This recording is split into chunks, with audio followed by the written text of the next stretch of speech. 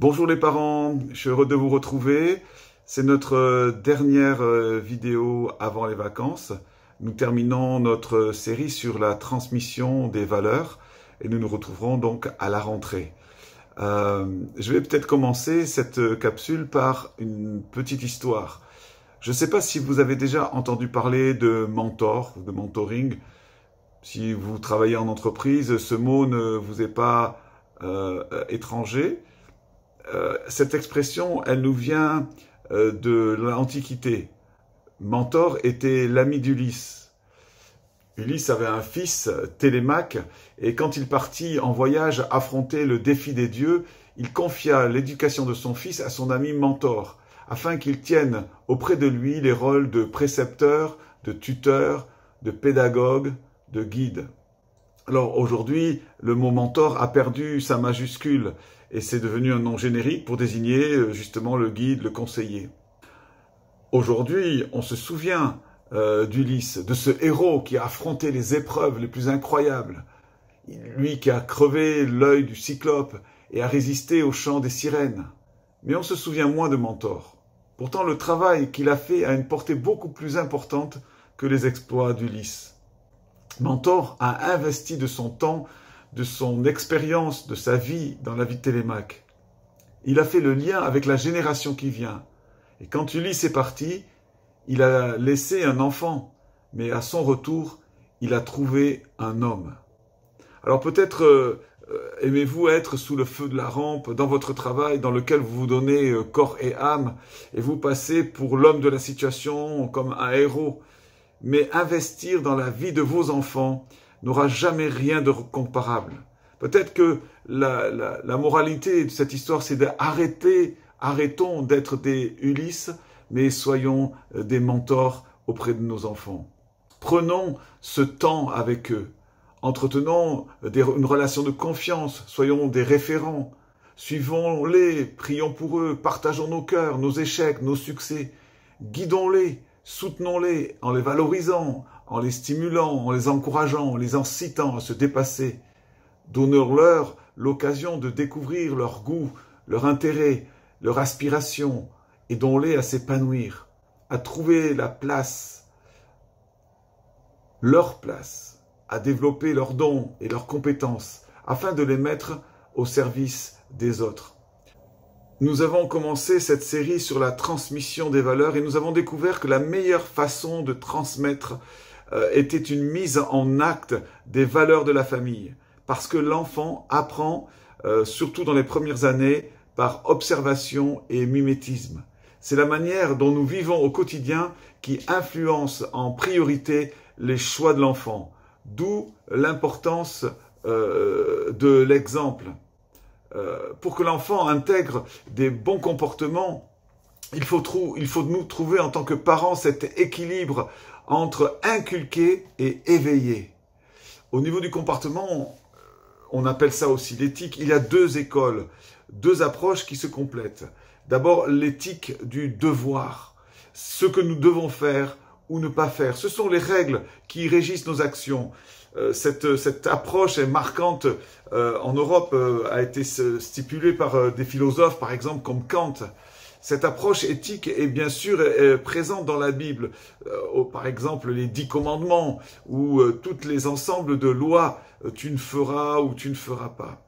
Mais il y a aussi ce qu'on appelle l'éthique des vertus. Ça insiste sur les valeurs, sur le cheminement entre ce que je suis et finalement à ce que je suis appelé à être. Aristote, par exemple, était un de ses représentants. Et dans le milieu chrétien, une grande figure, c'est saint Thomas d'Aquin. L'éthique des vertus est bien sûr aussi présente dans la Bible. Par exemple, la sanctification avec ces fruits de l'esprit de Galates 5, 22, ou dans les béatitudes, heureux les pauvres en esprit, heureux ceux qui procurent la paix. Eh bien, on a cette progression, cette transformation du caractère. Vous avez ça dans 2 Pierre aussi, où il est dit de faire tous nos efforts, ajouter à la foi notre force de caractère, la force de caractère, la connaissance de la maîtrise de soi, l'endurance dans l'épreuve, toute cette spirale jusqu'à l'affection fraternelle et à l'amour. Et vous avez cela dans notre épître aux Éphésiens que nous étudions actuellement, où il est dit de marcher selon l'appel que nous avons reçu, et même de devenir ce que nous sommes. Vous êtes des enfants de lumière, et bien marchez comme des enfants de lumière. Alors dans l'éducation des enfants, ces deux approches doivent être présentes. La première est d'inculquer les valeurs fondamentales, les repères clairs. Saint Benoît disait un petit peu brutalement, il y a celui qui parle et qui enseigne, et celui qui sait pas ne se tait et apprend. Voilà, ça c'est vraiment la transmission au sens le plus strict du terme. Le savoir passe de l'un à l'autre. C'est une éducation qui a prévalu pendant des générations avec pas mal d'excès et qui seule est extrêmement limitée. Mais effectivement, il y a des moments qui, par amour, eh bien, pour protéger l'enfant, je dois lui dire clairement, oui, c'est moi le parent, et toi l'enfant, écoute là, je te demande de faire cette chose. Mais cette première approche sans la deuxième fait plutôt des enfants qui sont peut-être responsables, mais qui peuvent être aigris, qui peuvent être aussi cassés, donc sans épanouissement. Donc il nous faut absolument la deuxième approche. La deuxième approche est plutôt d'éveiller les esprits de nos enfants. C'est Socrate qui était fils d'une sage-femme qui se flattait d'accoucher les esprits. Cette approche fait prendre conscience à l'enfant de ses potentialités, miser sur son activité, sur sa capacité à découvrir ce qu'il porte en lui, en l'encourageant, en l'accompagnant, en dirigeant parfois ses efforts, comme le fait la sage-femme qui réconforte la maman et l'aide à pousser à bon escient. Une image que j'aimerais vous laisser pour illustrer ces deux approches serait celle d'une plante qu'on voudrait faire grandir et s'épanouir. La première serait de mettre un tuteur pour permettre à la plante encore fragile de pousser droit et de la tenir en attendant qu'elle soit assez forte. Le tuteur est normalement là pour un temps. Eh bien, toutes les lois, la Torah, les règles, eh bien, sont là finalement aussi pour donner une orientation. La deuxième approche serait plutôt de nourrir la plante, de la planter dans une bonne terre avec assez d'espace et de soleil pour lui donner de s'épanouir, de lui donner de l'engrais, de l'arroser régulièrement, de lui donner tous les nutriments dont elle a besoin pour qu'elle soit forte et épanouie. Et bien de la même manière, aidons notre enfant à grandir en lui donnant un environnement d'amour et de sagesse. La famille est donc cette serre où grandissent ces petites pousses. Ils ont besoin de tuteurs, de quelques repères, des règles bien claires comme nous l'avons vu dans certaines vidéos, cohérentes, mais surtout ils ont besoin d'être nourris d'un environnement qui leur permettra de s'épanouir. La famille est ce lieu où les enfants apprennent la différence entre le bon et le mauvais comportement, entre les bons et les mauvais choix. Les enfants ne le savent pas intuitivement, mais c'est au sein de la famille qu'ils apprennent. Ils apprennent en tirant des leçons de leurs erreurs, dans un environnement qui est sécurisé. Ils apprennent aussi à penser aux autres et à prendre des responsabilités pour aider à la maison. Ils apprennent à partager, se rendre compte qu'il est agréable d'être bon et généreux. Le problème est souvent de donner à nos enfants avec une rigueur, des principes de vie, sans les brider leur inventivité, leur initiative et leur spontanéité. Finalement, de trouver l'équilibre entre ces deux approches. Alors, la semaine dernière, nous avons parlé de la transmission, de la valeur du respect. Cette semaine, nous allons réfléchir à la valeur du partage.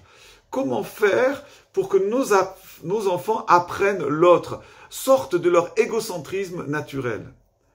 Et c'est vrai que lorsqu'on regarde autour de nous, dans les formes d'éducation, on est aujourd'hui dans ce qu'on appelle le règne de l'enfant roi.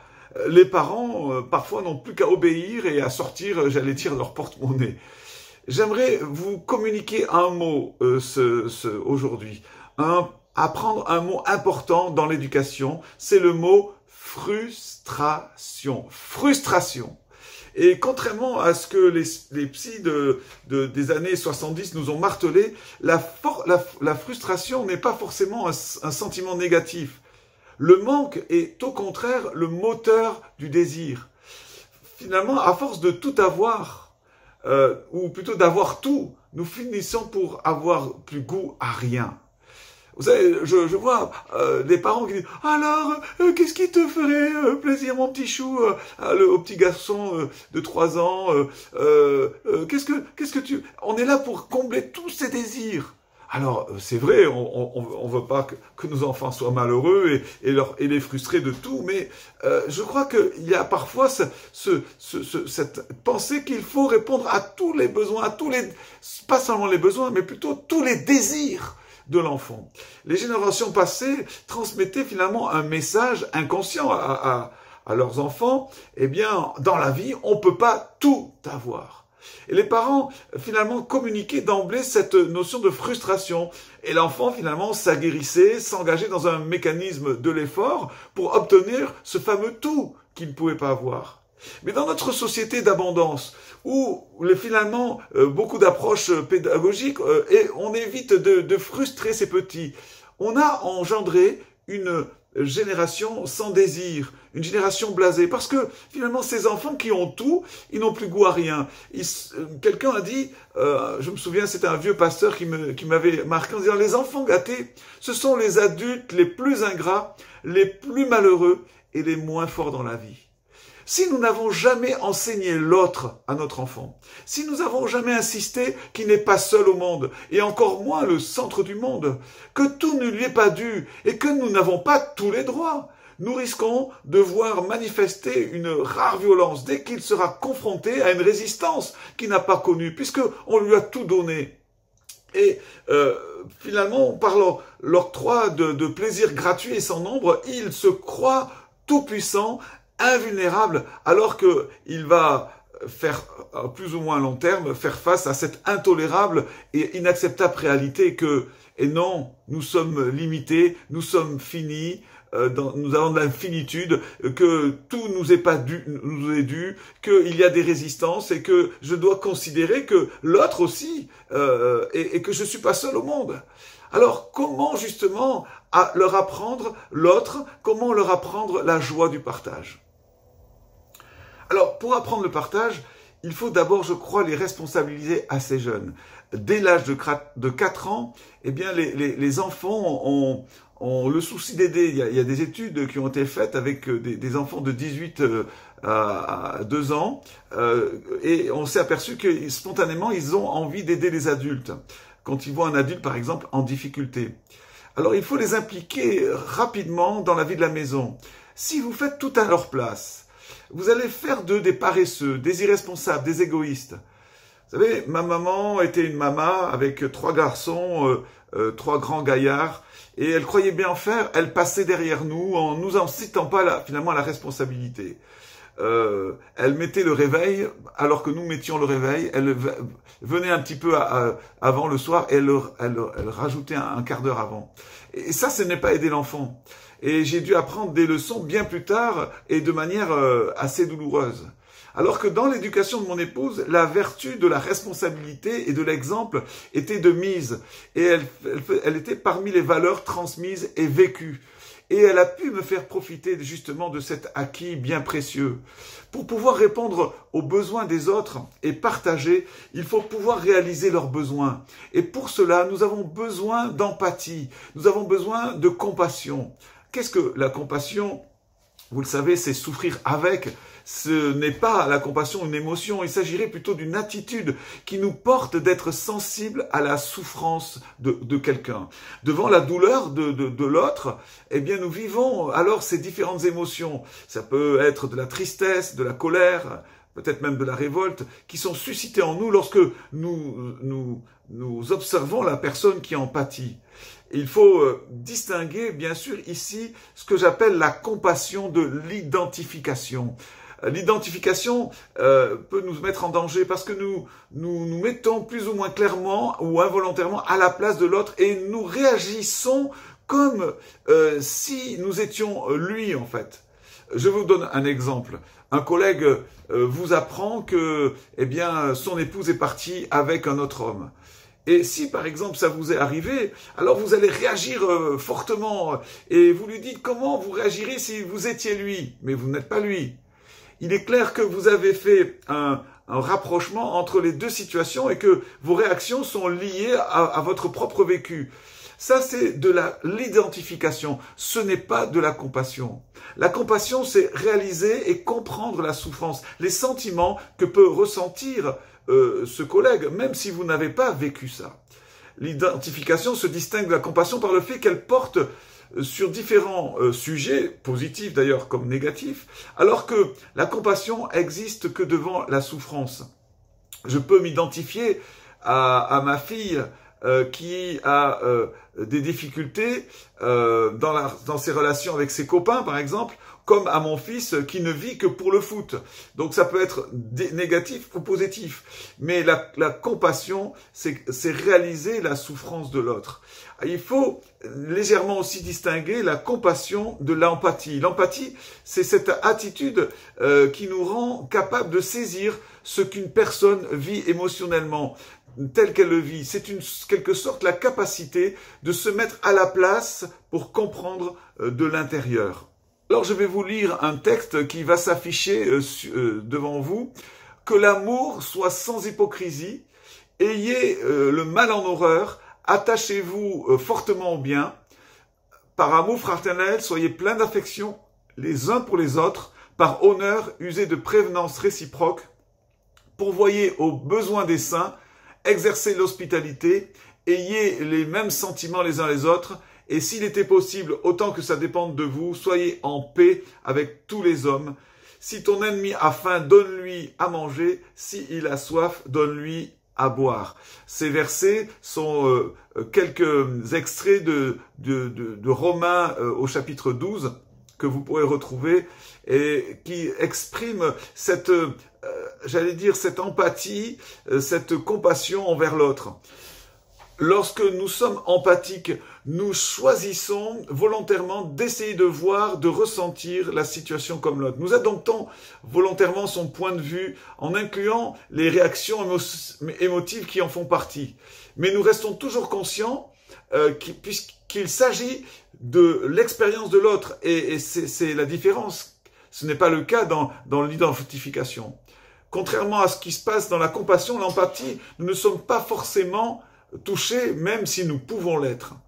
Alors, pour être capable de compassion, il faut être empathique.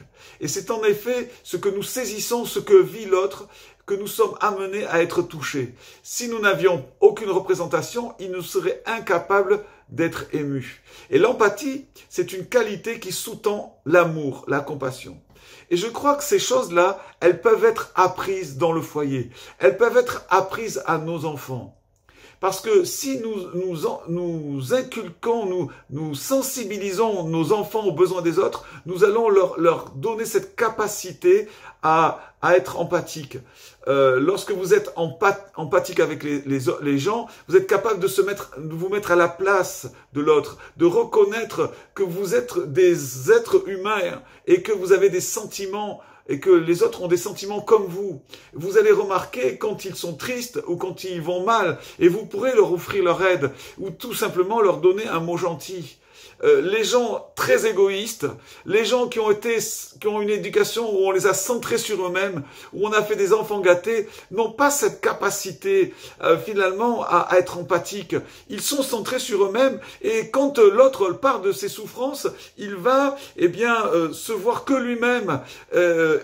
Or, justement, l'empathie a pour fondement cette règle que l'on trouve dans Matthieu 7, verset 12, que Jésus nous enseigne, « Faites aux autres ce que tu voudrais qu'ils fassent pour toi ». C'est cette compréhension de comprendre ce que l'autre a besoin aussi. Et d'avoir cette capacité qui est bien sûr plus ou moins innée, mais que les parents, que nous en tant que parents, on peut aider à épanouir. Alors, je vais vous donner quelques idées pour développer l'empathie et le partage chez vos enfants. D'abord, les premiers signes de l'empathie sont apparents dès la naissance. Les nouveau-nés, par exemple, pleurent lorsqu'ils entendent le pleur d'un autre nourrisson. Très jeunes bébés peuvent imiter aussi l'expression faciale d'autrui. Le parent fait « Ah !» Et alors, il va faire pareil, il va rigoler. Vous rigolez, il rigole. Il va faire ça par imitation. Si vous ne présentez aucune expression faciale, si vous êtes toujours très sérieux, si vous ne le câlinez pas, vous n'entraînez pas de contact, eh bien vous allez quelque part l'empêcher de développer ce lien affectif, cette capacité même d'attachement. Et je crois que c'est important que les parents, en tant que parents, nous puissions aider déjà dès le nouveau-né. Je me souviens de ce couple qui avait adopté des jumeaux russes. Ils avaient passé 11 mois dans un orphelinat de ce pays et ils avaient été juste élevés par quelques nurses qui leur donnaient juste le biberon à quelques heures régulières. Et lorsqu'ils les ont récupérés à l'âge de 11 mois, ils étaient mutiques, sans vie, sans expression. Et ce couple les a entourés d'amour et d'affection, et ils ont été là et ils étaient avec eux tous les jours. Et petit à petit, eh bien, ces enfants ont pu s'épanouir. Et je les ai revus quelques années après. C'était plus du tout les mêmes enfants. Ils étaient pleins de vie, pleins d'énergie. Et je crois que c'est le résultat de la puissance de l'amour. Et les scientifiques nous apprennent que chaque fois qu'un parent répond affectueusement, avec amour aux besoins de bébé, il forme des connexions neuronales qui va associer le bon sentiment avec le soin parental. Et il forme cette base sa capacité d'aimer et aussi de faire preuve d'empathie. Et quand les enfants aussi sont plus âgés, même adolescents, la simple écoute de leurs problèmes, le fait de reconnaître leurs émotions, leur permet de savoir s'ils sont aimés. Souvent, nos adolescents se sont frustrés parce qu'ils ont l'impression qu'on les écoute pas. Et finalement, si on prend ce temps avec eux, si on entretient depuis l'enfance jusqu'à l'adolescence, eh bien cette capacité, ce lien, eh bien ils vont développer à leur tour leur propre capacité d'aimer. Vous savez, on parle de ces 4 capacités de l'amour, ces 4 facettes, pardon, de l'amour. L'affection, lui donner de la tendresse, l'acceptation, accepter l'autre comme il est, l'admiration, le valoriser et valoriser son estime et être fier d'eux, et puis enfin l'attention, c'est-à-dire que l'enfant ne soit pas transparent, mais que on puisse être attentif à qui il est. Alors pour aider votre enfant à être conscient de ses propres sentiments et les aider à reconnaître les émotions chez les autres, il faut d'abord identifier ces mots. Qu'est-ce que la tristesse, la colère, la joie? Et c'est important de travailler sur les émotions avec nos enfants.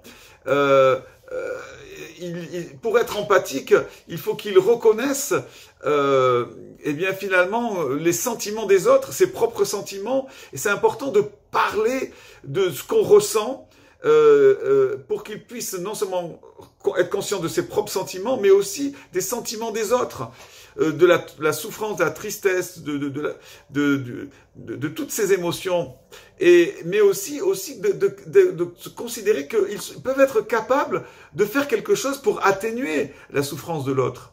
Par exemple, vous pouvez féliciter votre enfant lorsqu'il se montre préoccupé par le confort d'un autre. Elle dit, c'est super, c'est bien, tu as pensé à ça.